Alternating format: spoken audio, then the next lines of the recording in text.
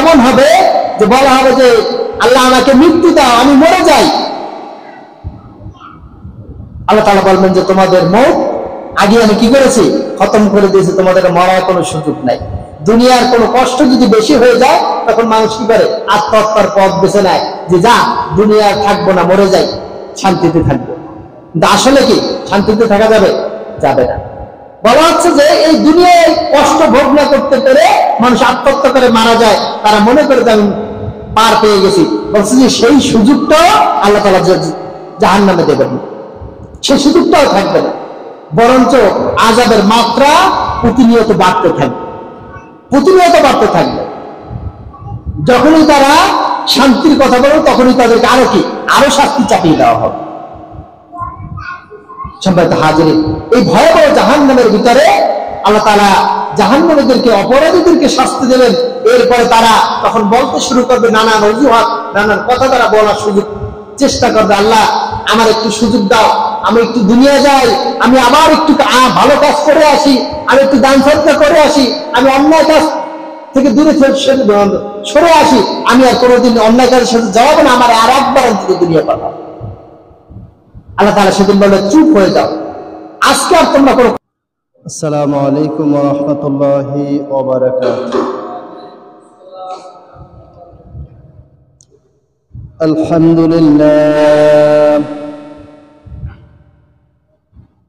আলহামদুলিল্লাহ নাহমাদুহু ওয়া নাস্তাঈনুহু ওয়া নাস্তাগফিরুহু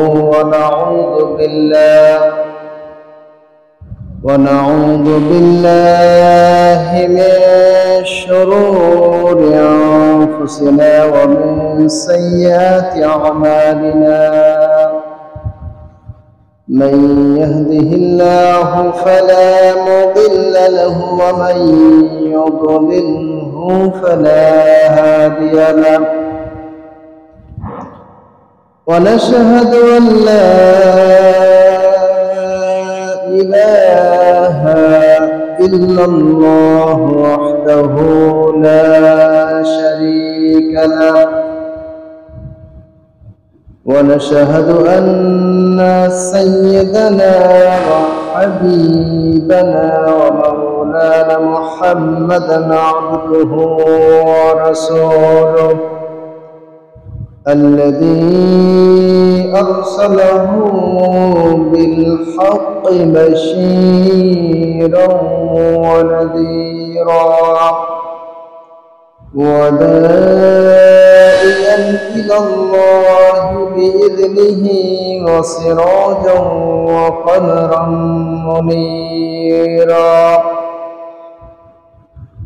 فقد قال الله تعالى في كلامه المجيد والفرقانه الحميد أعوذ بالله من الشيطان الرجيم بسم الله الرحمن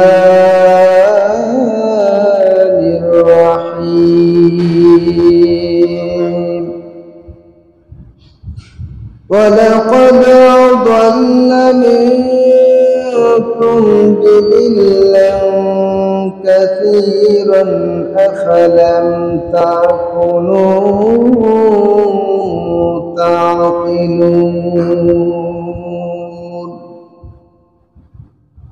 هذه جهنم التي كنتم توعدون يصلوها اليوم بما كنتم تكفرون اليوم نختم على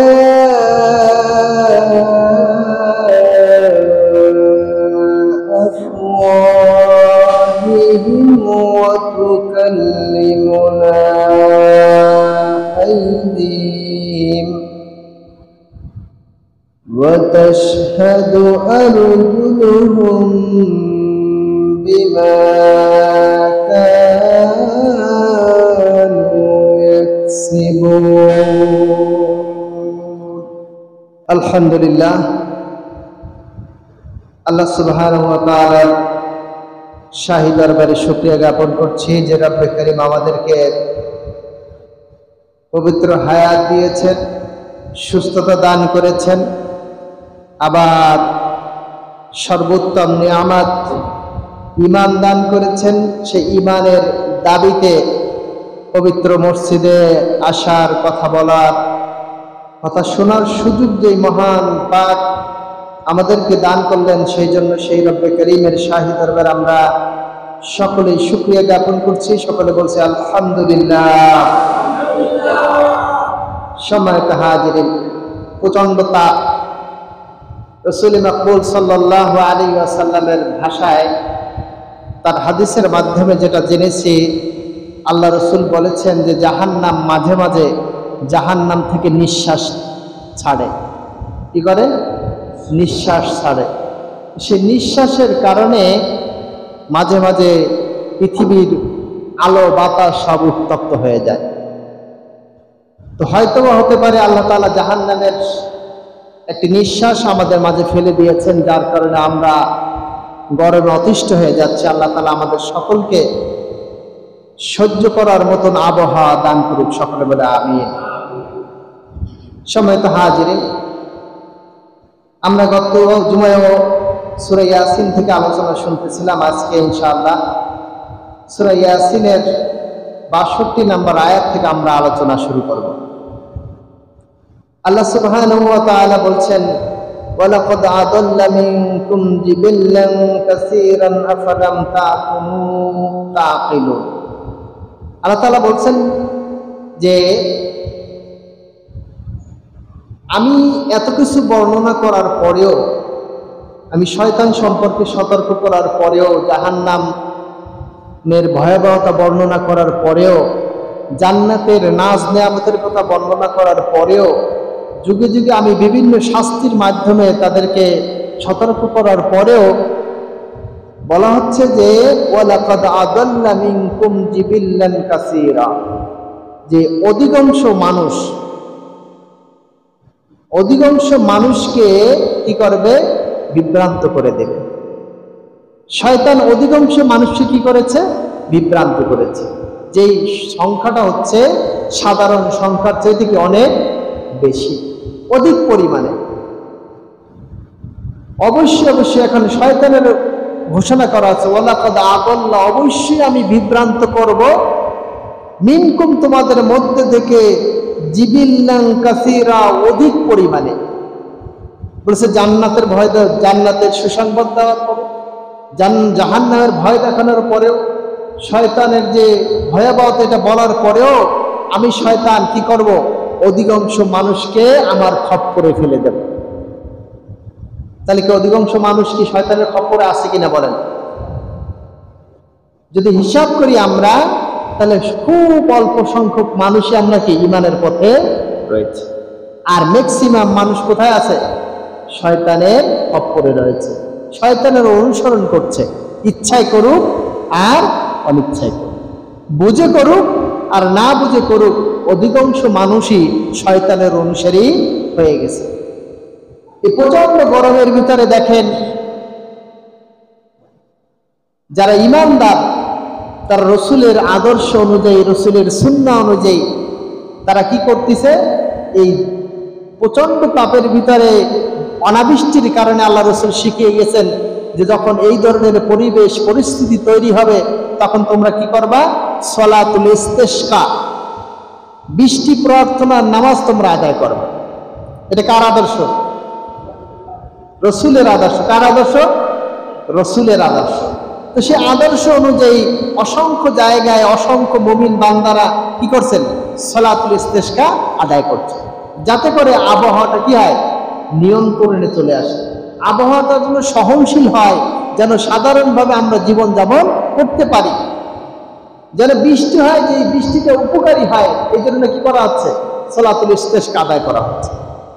কিন্তু আমাদের দুর্ভাগ্যের বিষয় হচ্ছে এইটা যে আমরা গতকালকে আমাদের যে কোনো একটা সংগঠন থেকে তারা পরিকল্পনা নিয়েছিলেন যে খুলনা মহানগরীর যারা দায়িত্বশীল আছেন, যারা সাধারণ মুসল্লি আছেন, এই মুসল্লিদেরকে নিয়ে তারা কি করবে, তারের পুকুরে একটা সালাতুল ইস্তেসকার নামাজ আদায় করবে। এটা ভালো কাজ না খারাপ কাজ? ভালো কাজ। সকলেই স্বতঃস্ফূর্ত অংশগ্রহণ করা উচিত। ইভেন যারা গুনাহের সাথে বেশি সম্পৃক্ত তাদের বেশি আসা উচিত। কারণ কি, তাদের গুনাহের কারণেই এই আবহাওয়া তৈরি হয়েছে। কাদের কারণে? অপরাধীদের কারণে। যারা আল্লাহর নাফরমানি করে এই সমস্ত মানুষের জন্যই আল্লাহ তাআলা এই ধরনের গজব আমাদের পরে নাজিল করে। তো তাদের আরো কি করা উচিত? বেশি অংশগ্রহণ করা উচিত। সব কাজে মিছিলে বাধা দেয়, মিটিংয়ে বাধা দেয়, ভালো কথা, সেটা রাজনৈতিক একটা বিষয়। এই যে বিষয়টা, এটা কি রাজনৈতিক করার বিষয়? হ্যাঁ, এটা সাধারণ সব মানুষের উপকারের জন্য একটা পরিকল্পনা করা হয়েছে। সমস্ত মানুষের দ্বারা কি হবে?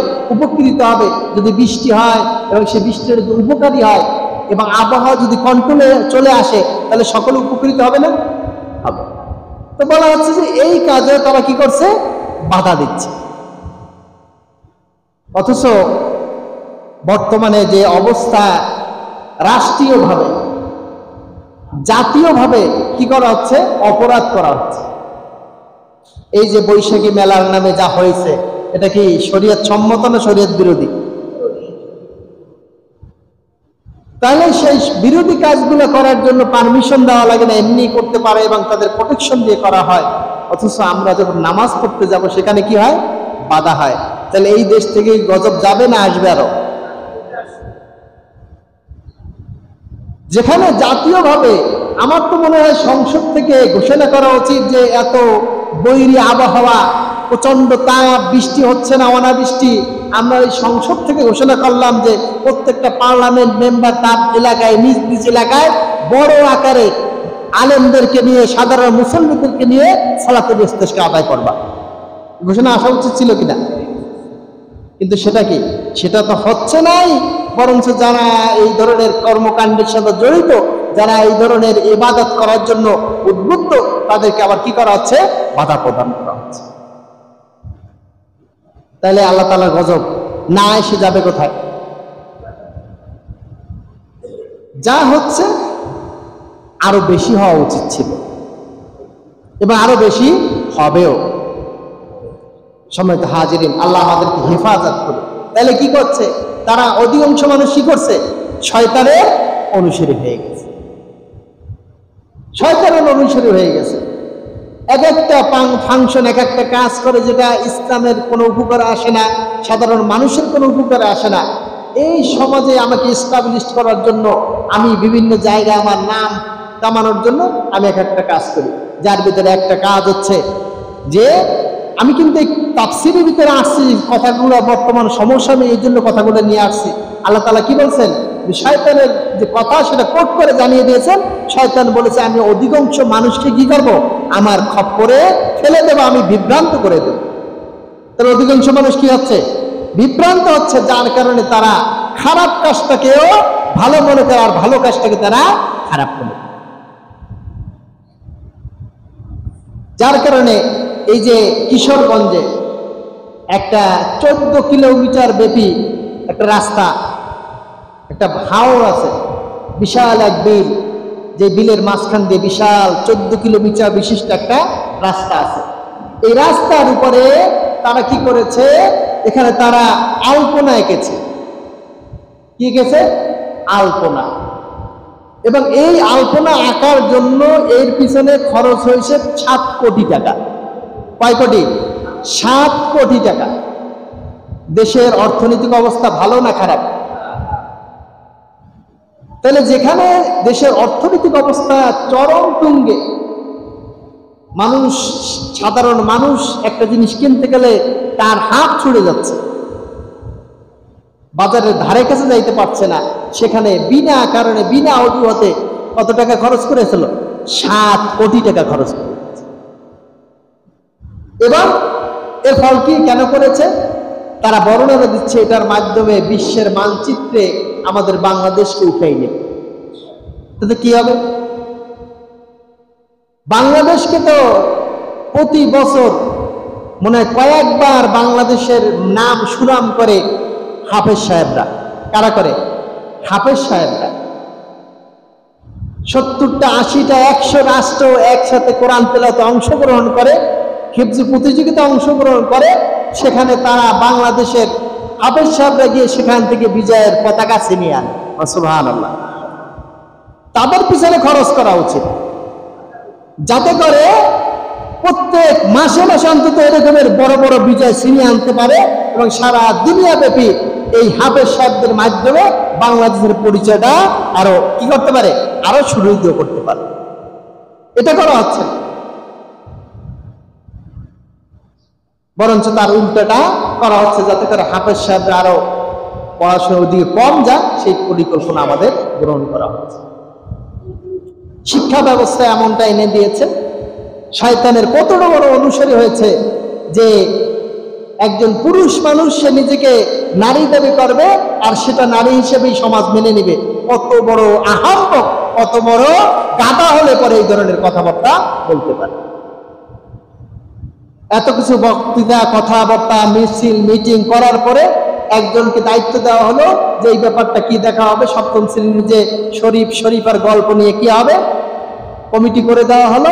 তারা সর্বশেষ আপডেট দিয়েছে যে এই গল্পে কোনো সমস্যা নাই, এই গল্প চলবে, বইতে কোনো সমস্যা। বলে নাউজুবিল্লাহি মিন যালিক।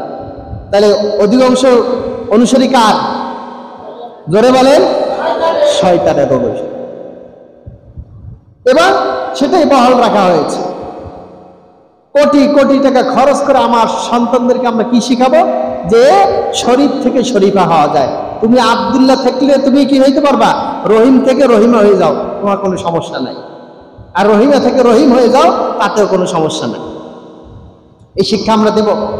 এই পরিকল্পনা কার? পশ্চিমাদের পরিকল্পনা। এই পরিকল্পনা সে পার্শ্ববর্তী রাষ্ট্র ভারতের পরিকল্পনা, যাতে করে আমাদের দেশের পুরুষগুলা সব কি হয়ে যায়? হিজড়া হয়ে যায়। তারা যেন কোনো জায়গার নেতৃত্ব না দিতে পারে, তারা যেন বুক উঁচু করে বলতে না পারে আমি একজন পুরুষ মানুষ। এইটা বলতে যাতে লজ্জা তৈরি হয়, এই ধরনের কার্যক্রম শুরু করে দিয়েছে। সম্মানিত হাজির, শয়তান কি বলছে?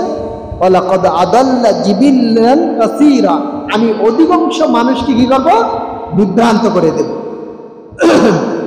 বিভ্রান্ত হচ্ছে, কমন সেন্স নেই কারণ, যে এইটাতে খারাপ, এটা নিকৃষ্ট একটা কাজ, যে আমি একজন পুরুষ মানুষ, আমি কিভাবে নিজেকে নারী দাবি করতে পারি, এই যে কমন সেন্সটা থাকা দরকার, এই কমন সেন্সটা পর্যন্ত হারিয়ে গেছে।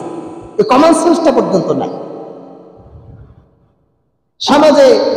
এখন ম্যাক্সিমাম দেখা যাচ্ছে কি হয়েছে, যে অমুক জায়গা থেকে একটা মেয়ে চলে এসছে।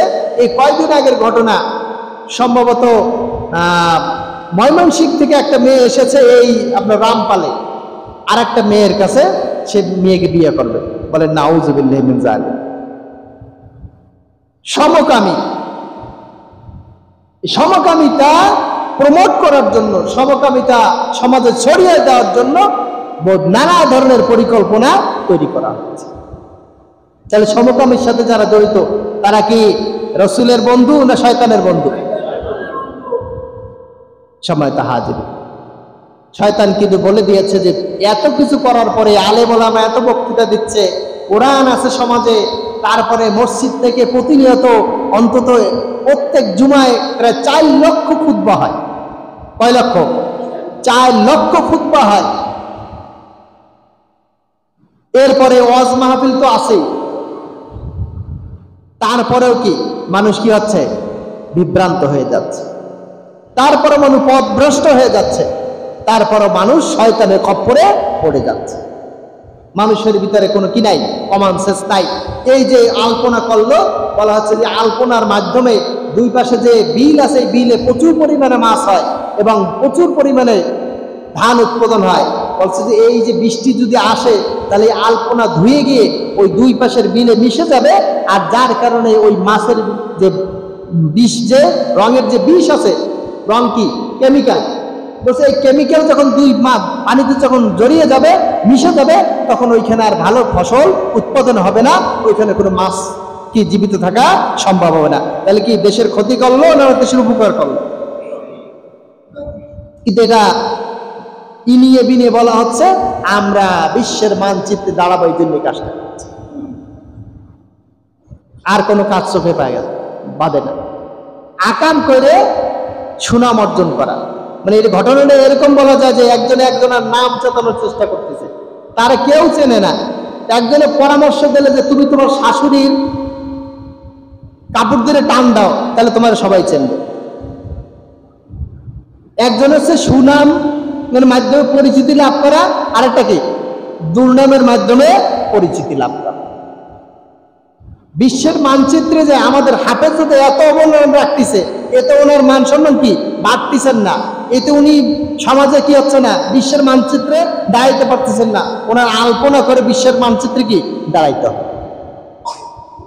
টাকার বাস দিয়ে দেশের অর্থনীতি ধ্বংস করে এই কাজটা করা হবে। সবাই তো হাজিরিন, এগুলান কি একেবারে নেহায়েত শয়তানের খপ্পর ছাড়া আর কিছুই নয়। আল্লাহ তাআলা বলছেন যে আফালাম তাকুনুনা তাকিলুন, তাহলে কি তোমাদের বোধশোধ নাই, তোমাদের কি বুদ্ধিশুদ্ধি নাই, তোমরা কি বোঝো না? শয়তান চ্যালেঞ্জ করেছে আর তোমরা সেই শয়তানের চ্যালেঞ্জে হেরে গেলে।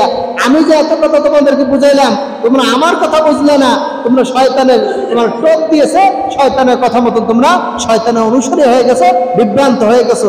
এইটাই যদি তোমাদের সিদ্ধান্ত হয়, তাহলে তোমরা জেনে রাখো হাদিহি জাহান্নামুল্লাতী কুনতুম তুআদুন, এই হচ্ছে সেই জাহান্নাম যেটা তোমরা প্রত্যাশা করেছি। যেহেতু আমার কথা তোমরা দুনিয়ায় বসে মানো নাই, আমার কথা তোমরা শোনো নাই, আমার কথা তোমরা বোঝার চেষ্টা করো নাই, তাহলে আর তো কিছু করার নাই, মরে গেছো। এখন তোমাদের চূড়ান্ত জায়গা হচ্ছে জাহান্নাম। এখন এই জাহান্নামের আচ্ছাদন করো, মজা নাও। সামান্য গরম আমরা সহ্য করতে পারি না, অথচ জাহান্নামের আগুন এর চেয়ে কি কয়েক হাজার গুণ বেশি উত্তম। বলা হচ্ছে যে জাহান্নামের আগুন থেকে একটা ছোট্ট একটা সূর্যের মাথায় করে একটা আঙ্গার ছোট্ট একটি কণা, এই আগুনটা এনে পাহাড়ের পরে রাখা হয়েছে। বলছে পাহাড় পুড়ে ছাই হয়ে গেছে, ওই ছাই থেকে একটা আগুন, সামান্য আগুন ওই দুনিয়ার বুকে ফেলে দেওয়া হয়েছে। বলছে দুনিয়ার সেই আগুনের উত্তাপ হচ্ছে এটা। তাহলে জাহান্নামের আগুনটা কি কতটা ভয়াবহ হবে, এর কোনো ভয়াবহতার শেষ নাই। আল্লাহ তাআলা বলছেন যে আমি তোমাদেরকে সতর্ক করার পরেও যেহেতু তোমরা কথা মানো না, অতএব আজকে কি করো, তোমরা জাহান্নামে প্রবেশ করো। এবার আল্লাহ তাআলা বলছেন ইসলাউহাল ইয়াওমা বিমা কুনতুম তাকফুরুন, প্রবেশ করো আজকে জাহান্নামের ভিতরে, তোমরা প্রবেশ করো, কেননা তোমরা দুনিয়ার বুকে আমাকে অস্বীকার করেছো। প্রবেশ করো, ঢোকো। জাহান্নামের যে তন্দুরুটির দেখছেন, চুলা দেখছেন, হ্যাঁ, মুখটা কি সরু আর ভিতরে কি অনেক জায়গা। ওই সরু ওই রকমের জাহান্নামের ঠিক ওই রকমের মাথা থাকবে গোল, ভিতরে থাকবে কি গোল, আর মাথার একেবারে মুখটা থাকবে চিকুন। ওর রাবাই রেব ওর ভিতরে ঢুকানো হবে, আর ওর ভিতরে আগুন জ্বলতে থাকবে, আগুন জ্বলতে থাকবে। বলছে তাহলে কি একবার জ্বলে শেষ? বলছে না, একবার জ্বলে শেষ না। বলছে যে আল্লাহ তাআলা কাল কিয়ামতের দিন আরাফ নামক একটা জায়গায় মানুষকে নিয়ে যাবেন, এবং ওইখানে নিয়ে যত রূহ আছে, মৃত্যু যে আছে, মৃত্যু যে জিনিসটা আছে, মৃত্যুকে জবাই করে দেবেন। জবাই করার মাধ্যমে কি হবে? বলছে যে জান্নাতে যারা তারাও কোনোদিন মরবে না, আর জাহান্নামী যারা তারাও কোনোদিন মরবে না। লা ইয়ামুতু ফিহা ওয়ালা ইয়াহইয়া, আল্লাহ তাআলা বলছে সেখানে মরবেও না, বাঁচবেও না। জাহান্নামের অবস্থাটা এমন হবে যে বলা হবে যে আল্লাহ আমাকে মৃত্যু দাও, আমি মরে যাই। আল্লাহ তাআলা বলবেন যে তোমাদের মওত আগে আমি কি করেছি, খতম করে দিয়েছি, তোমাদের মরার কোনো সুযোগ নাই। দুনিয়ার কোনো কষ্ট যদি বেশি হয়ে যায়, তখন মানুষ কি করে, আত্মহত্যার পথ বেছে নেয়, যে যা দুনিয়ার থাকবো না, মরে যাই, শান্তিতে থাকবো। কিন্তু আসলে কি শান্তিতে থাকা যাবে? যাবে না। বলা হচ্ছে যে এই দুনিয়ায় কষ্ট ভোগ না করতে পেরে মানুষ আত্মহত্যা করে মারা যায়, তারা মনে করে যে আমি পার পেয়ে গেছি। বলছে যে সেই সুযোগটাও আল্লাহ তাআলা জাহান্নামে দেবেন। সেই সুযোগটাও থাকবে না, বরঞ্চ আযাবের মাত্রা প্রতিনিয়ত বাড়তে থাকবে, প্রতিনিয়ত বাড়তে থাকবে। যখনই তারা শান্তির কথা বলবে তখনই তাদেরকে আরো শাস্তি চাপিয়ে দেওয়া হবে। সম্মানিত হাজিরিন, এই ভয়াবহ জাহান্নামের ভিতরে আল্লাহ তাআলা জাহান্নামীদেরকে, অপরাধীদেরকে শাস্তি দেবেন। এরপরে তারা তখন বলতে শুরু করবে, নানান অজুহাত, নানান কথা তারা বলার সুযোগ চেষ্টা করবে, আল্লাহ আমার একটু সুযোগ দাও, আমি একটু দুনিয়া যাই, আমি আবার একটু ভালো কাজ করে আসি, আমি একটু দান সদকা করে আসি, আমি অন্যায় কাজ থেকে দূরে সরে আসি, আমি আর কোনোদিন অন্যায় কাজের সাথে জড়াবো না, আমার আর একবার অন্তত দুনিয়া পাঠাবো।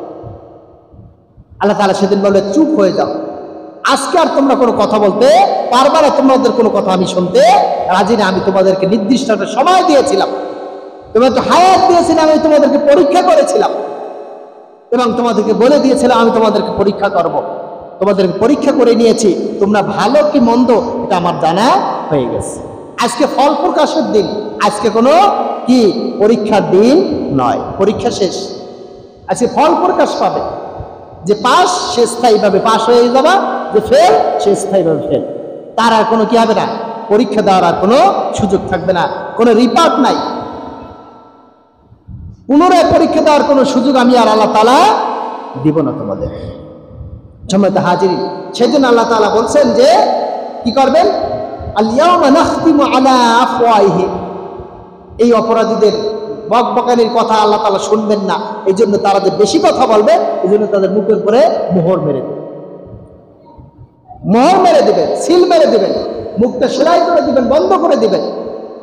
এরপরে কথা বলার জন্য বলবে যে তুই এত কথা বলিস, আজকে আমার ফেরেশতাদের ব্যাপারে তোরা সন্দেহ করিস, আমার ফেরেশতাদের ব্যাপারে মিথ্যা অপবাদ দিস, তোরা বলিস যে এই ফেরেশতা ভুল রাখছে, ঠিক আছে কোনো সমস্যা নাই, আমার ফেরেশতা যদি ভুল লেখে থাকে, আজকে তোদের শরীরের যে অঙ্গগুলো আমি তোমাদেরকে দিয়েছিলাম, আজকে তোমাদের অঙ্গ প্রত্যঙ্গ আজকে তোমার বিরুদ্ধে সাক্ষী দিবে, বাহিরের আমার সাক্ষী দরকার নাই, তো সাথে যেগুলো আমি দিয়েছিলাম সেইগুলো থেকে আমি সাক্ষী গ্রহণ করব। এরপরে শুরু হয়ে যাবে সাক্ষী দেওয়া। এরপরে আল্লাহ তাআলা বলবেন যে ওয়াতুকাল্লিমুনা আইদিহিম, হাতের কি বলা হবে, হাত তোমাকে তো আমি দিয়েছিলাম এই বান্দার শরীরের সাথে, বলো তুমি কি কি করেছিলা, তোমাকে দিয়ে কোন কোন অপরাধ করানো হয়েছিল, সাক্ষী দেওয়া, বলো। হাত পট পট করে বলতে শুরু করে, এই হাত দিয়ে কত জায়গায় কত খারাপ করেছিলাম, কার আমি আইল ঠেলেছিলাম, কার ঘরের সম্পদ আমি চুরি করেছিলাম, কার কি ক্ষতি করেছিলাম, আমার হাতে শক্তি ছিল, পাওয়ার ছিল, কলমের খোসা আমি আরেকটা মানুষের জীবন নাশ করে দিয়েছি, আমি কলমের খোসা দিয়ে অন্যের সম্পদকে আরেকজনের নামে লিখিয়ে দিয়েছি, আমার কলমের খোসার কারণে আরেকজন মানুষ ক্ষতিগ্রস্ত হয়েছে, আমার কলমের দ্বারা আরেকজন মানুষ কি হয়েছে, হে প্রতিপন্ন হয়েছে, আমার হাতের মাধ্যমে আমি আরেকজনকে চর মেরেছিলাম, আমি আঘাত করেছিলাম, আমি হত্যা করেছিলাম, যা এই হাত দিয়ে করা হয়েছিল সেদিন পট পট করে তারা বলতে পারে। একটা কাজও সে কি করবে না, মিস করবে না, প্রত্যেকটা কাজ জন্ম থেকে মৃত্যু পর্যন্ত যে কয়টা কাজ করেছে হাত দিয়ে, হাত পুরোপুরি সাক্ষী দিয়ে দেবে। কোথায় যাবেন সেদিন, কোথায় কিভাবে পার পাবো?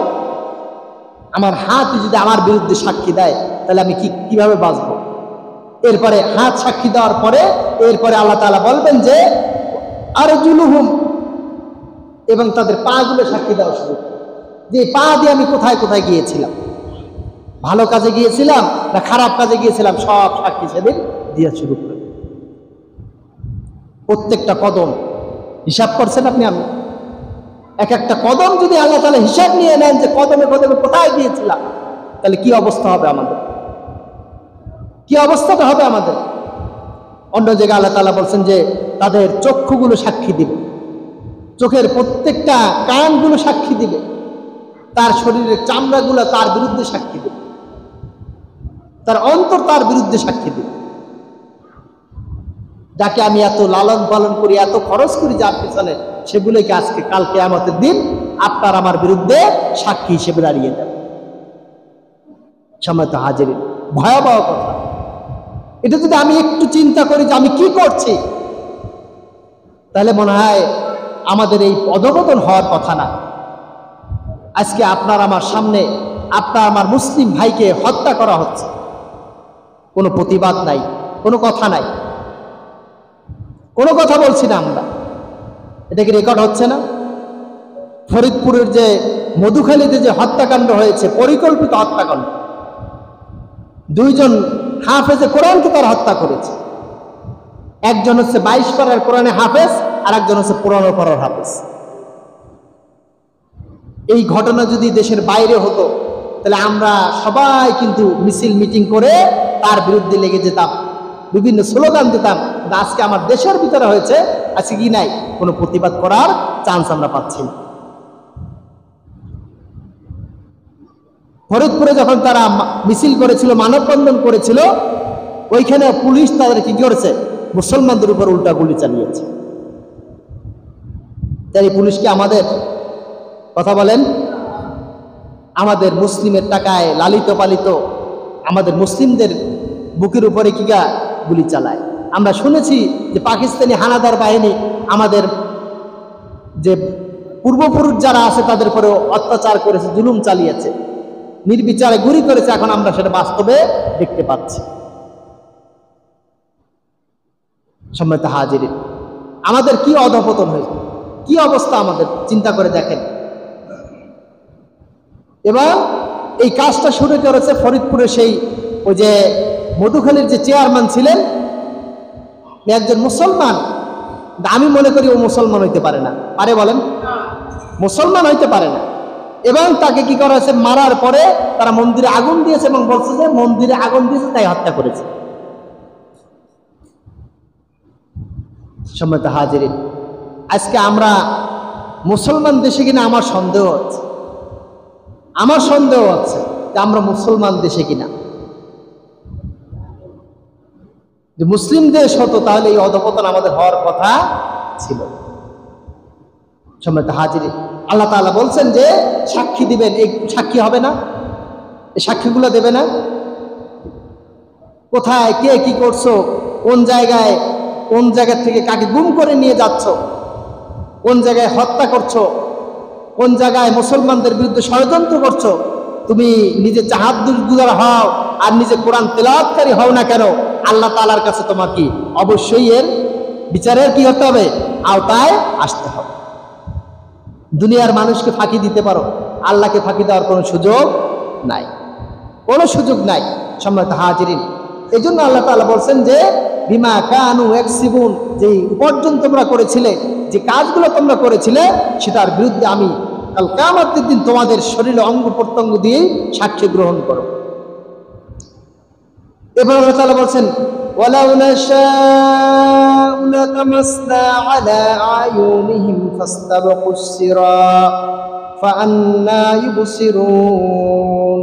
ওয়ালাউ নাশা, এই যে চোখ দিয়ে টলমলে সুন্দর সুন্দর চোখ দিয়ে তোমরা দেখছো, হ্যাঁ, তোমরা কি করছো, বিভিন্ন ভালো জিনিস খারাপ জিনিস যা কিছু করো না কেন সব কিছু দেখছো। বলছে যে আমি আল্লাহ তাআলা যদি চাইতাম তাহলে তোমাদের চোখের জ্যোতি কেড়ে নিতে পারতাম। কি করতে পারতাম? আল্লাহ তাআলা চাইলে আমাদের চোখের জ্যোতি কেড়ে নিতে পারেন না? কত সময় লাগে? 1 সেকেন্ডেরও প্রয়োজন হবে না। আল্লাহ তাআলা চোখের জ্যোতি কেড়ে নিতে পারতেন। আল্লাহ তাআলা বলছে আমি নেই নাই, বরঞ্চ এটাকে পরীক্ষা স্বরূপ আমি রেখে দিয়েছি। কাল কিয়ামতের দিন তোমাকে আমি যখন জাহান্নামে দেব, জাহান্নামে দেওয়ার জন্য তোমার কোনো সাক্ষী লাগবে, ডকুমেন্টস লাগবে, কি দিয়ে আমি তোমাকে পাঠাবো? বলছে এই চোখ দুটো হচ্ছে তোমার বিরুদ্ধে তোমার সিসি ক্যামেরার কাজ করতেছে, এই চোখ দুটোই তোমার বিরুদ্ধে সাক্ষী দিবে। এবার আল্লাহ তাআলা বলছেন যে ওয়ালাউ নাশাউ লামাসাখনাহুম আলা মাকানাতিহিম ফামাসতাতাউ মুদিয়্যা ওয়ালা ইয়ারজিউন। আল্লাহ তাআলা বলছেন যে আমি যদি চাইতাম তোমরা যে কদম দিয়ে হাঁটো, এই কদমকে আমি অকেজ করে দিতে পারতাম, আমি পঙ্গু করে দিতে পারতাম, এবং তোমরা জায়গা থেকে এক চুল পরিমাণ নড়তে পারতাম না।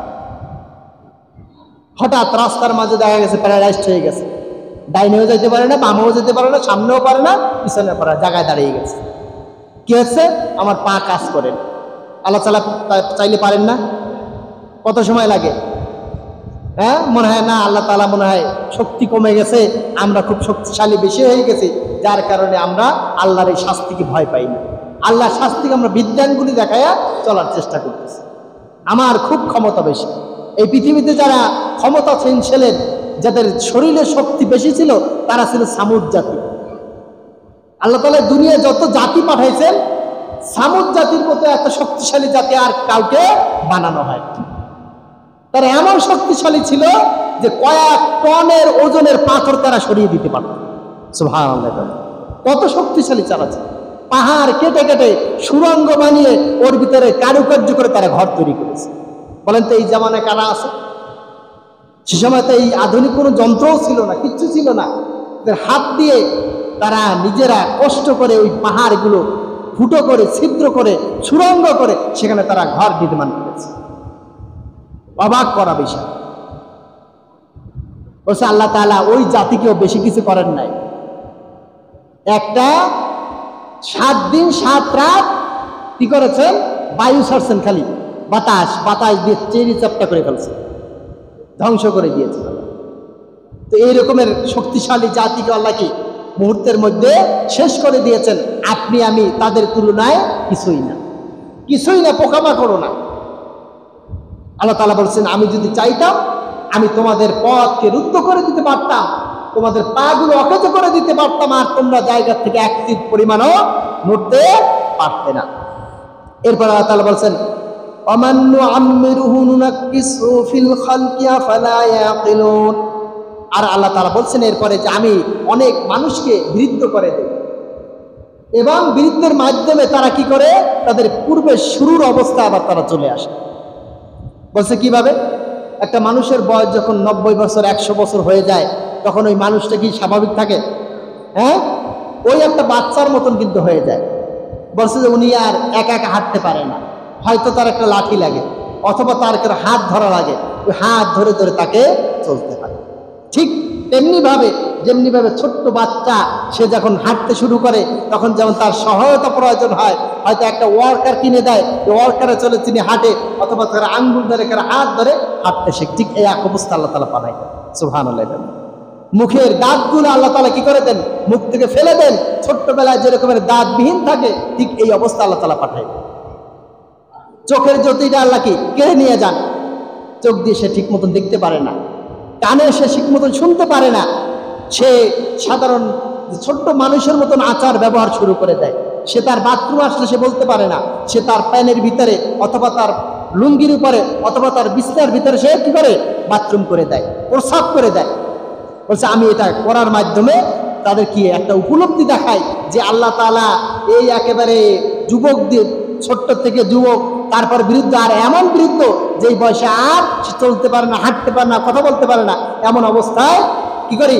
আমি ছেড়ে দেই, আমি তো নিয়ে আসি। এটার মাধ্যমে তোমাদেরকে জানাইতে যাই যে আল্লাহ তাআলা এইটা করতে পারেন, তোমাদের মরার পরে আল্লাহ তাআলা তোমাদেরকে আবার জীবিত করতে সক্ষম।